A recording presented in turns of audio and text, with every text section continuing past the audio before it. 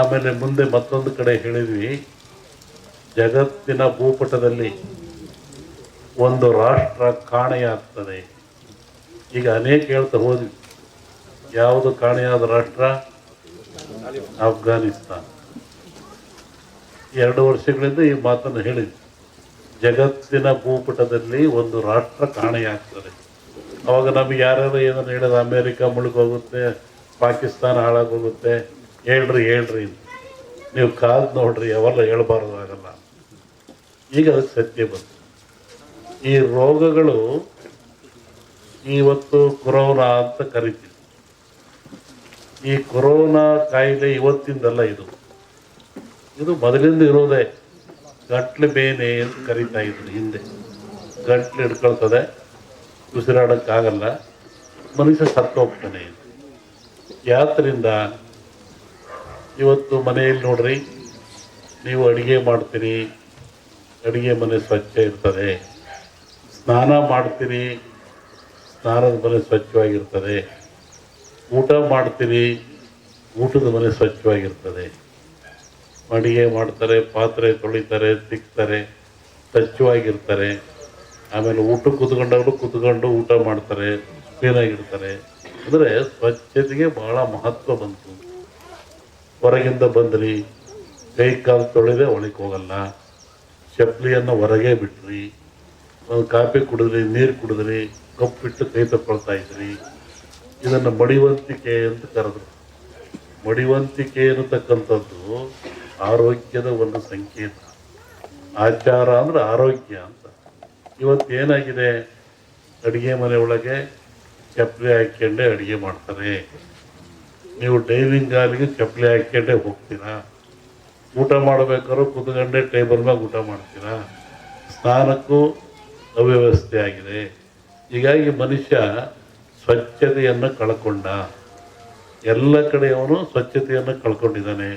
ಊಟ ಮಾಡೋಕ್ಕೂ ಟೈಮ್ ಇಲ್ಲ, ಸ್ನಾನ ಮಾಡೋಕ್ಕೂ ಟೈಮ್ ಇಲ್ಲ, ಧ್ಯಾನ ಮಾಡೋಕ್ಕೂ ಟೈಮ್ ಇಲ್ಲ. ಹೀಗಾಗಿ ಇದ್ದಾಗ ವ್ಯಾಧಿಗಳು ಅವನಿಗೆ ಬೆನ್ನು ಹತ್ತಿದವು. ಈ ಕೊರೋನಾದಿಂದ ಯಾರೂ ಸಾಯಲ್ಲ. ಕೊರೋನಾಕ್ಕೆ ಅದರ ಅವಶ್ಯಕತೆ ಇಲ್ಲ. ಕೊರೋನಾ ಗಾಳಿ ಮಾಧ್ಯಮವಾದರೂ ಕೊರೋನಾ ತೂಕವಾಗಿರುತ್ತೆ. 1 ಗ್ರಾಮ್ ಕೊರೋನಾ, ಇದರ ತೂಕ 1 ಗ್ರಾಮು, ಅರ್ಧ ಗ್ರಾಮು. ಜಗತ್ತಿನ 800 ಕೋಟಿಯನ್ನು ಎದುರಿಸಿದ್ರು ನೋಡ್ರಿ. ಇದರ ತೂಕ ಎಷ್ಟು? 1 ಅರ್ಧ ಗ್ರಾಮ್. ಡಾಕ್ಟ್ರ್ ಇಲ್ಲೇ ಕೂತಾರೆ, ಕೇಳಿ. ಅದು ಎಲ್ಲಿಂದ ಬರುತ್ತೆ? ಕೆಮ್ಮಿದರೆ, ಕೆಕ್ಕಿಸಿದರೆ, ಉಗಿದ್ರೆ ಅದು ಭೂಮಿಗೆ ಬೀಳ್ತದೆ. ಅದನ್ನು ಗಾಳಿಯ ಮುಖಾಂತರ ನಮಗೆ ಸೇರ್ತದೆ. ಅದಕ್ಕೇನಂದ್ರು, ಮಾಸ್ಕ್ ಹಾಕ್ಕೊಳ್ರಿ, ದೂರದಲ್ಲಿ ನಿಂತು ಮಾತಾಡ್ರಿ. ನೋಡ್ರಿ ಎಂಥ ಒಂದು ವ್ಯವಸ್ಥೆ ಬಂದಿದೆ. ಆ ಒಂದು ಸಣ್ಣ ಕೊರೋನಾ ನಮ್ಮಲ್ಲೇ ಇದೆ, ನಮ್ಮ ಶರೀರದಲ್ಲೇ ಇದೆ. ಅದು ಜಗತ್ತಿನ ಜನವನ್ನು ಎದುರಿಸ್ತಾ ಇದೆ. ಅಂದರೆ ಕಾಯಿಲೆ ದೊಡ್ಡದಾಯ್ತಲ್ಲ, ಮನುಷ್ಯನಿಗೆ ಕಾಯಿಲೆ ದೊಡ್ಡದಾಯಿತು. ಮನುಷ್ಯ ಭ್ರಾಂತಿಗೊಳಗಾಗಿ, ಭೀತಿಗೊಳಗಾಗಿ ಸಾವನ್ನು ಕಾಣ್ತಾ ಬಂದ. ಇದಕ್ಕೆ ಇವತ್ತು ಮದ್ದು ಸಿಕ್ಕಿಲ್ಲ. ವ್ಯಾಕ್ಸಿನೇಷನ್ ಅಂತ ಕೊಡ್ತಾರೆ, ಮತ್ತು ಅದು ಇದನ್ನು ಹೇಳ್ತಾ ಇದ್ದಾರೆ, ಇದಕ್ಕೆ ಮದ್ದು ಸಿಕ್ಕಿಲ್ಲ. ಮದ್ದು ಸಿಕ್ಕ ಅವಶ್ಯಕತೆಯೂ ಇಲ್ಲ. ಸ್ವಚ್ಛತೆಯನ್ನು ಕಾಪಾಡಿಕೊಳ್ಳಿ.